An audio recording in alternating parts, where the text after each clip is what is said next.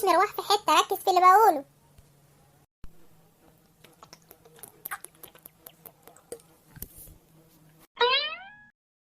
ما تجيب اشرب حبة مية صح؟ لا ما ينفعش، انا اصلي تافه فيها. عادي، انا اصلا بحب المية بالتفافة. هات اشرب بقى يا عم، هموت من العطش. طيب خلاص، هحط لك حبة في الغطا. فاكر نفسك هتشرب كتكوت؟ مش عايز منك حاجة، عيل معفن. دلوقتي انا هسأل شوية اسئلة وانتوا تجاوبوا، واللي شايف نفسه غبي يقوم يقف. انت شايف نفسك غبي؟ لا يا استاذ، بس اصلي محروق اشوفك واقف لوحدك.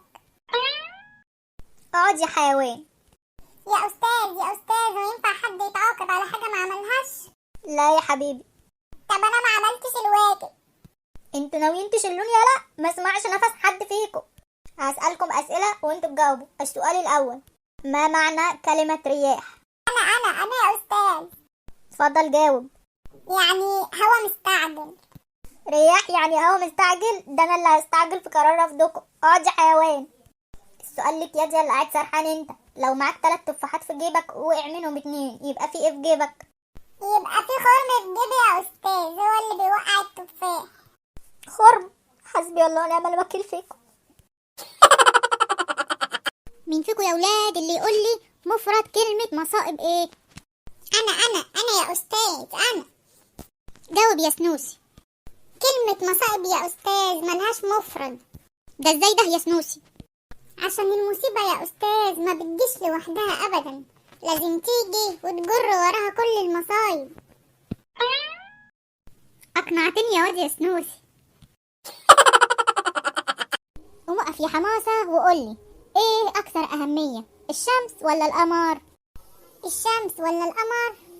القمر طبعا يا استاذ، مش محتاجة كلام. طب قوم انت كمان يا سنوسي وقولي، ايه اكثر اهمية، الشمس ولا القمر؟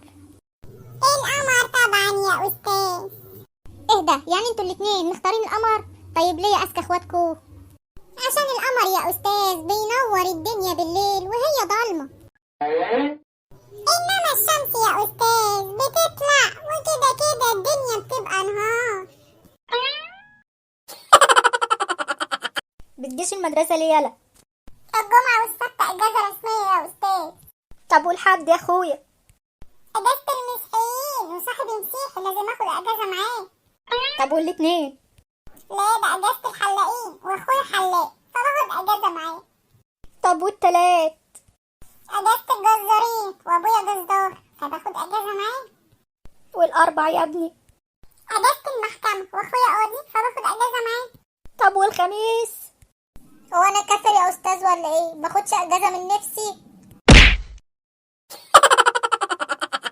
مين فيكم يا ولاد اللي يقدر يقول لي ايه هي فوائد حليب الام؟ انا يا استاذ، انا. جاوب يا سنوسي.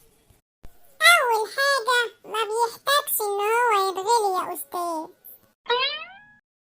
تاني حاجة ما بيحتاجش يتشال في التلاجة، يعني عمره ما هيقطع يا استاذ.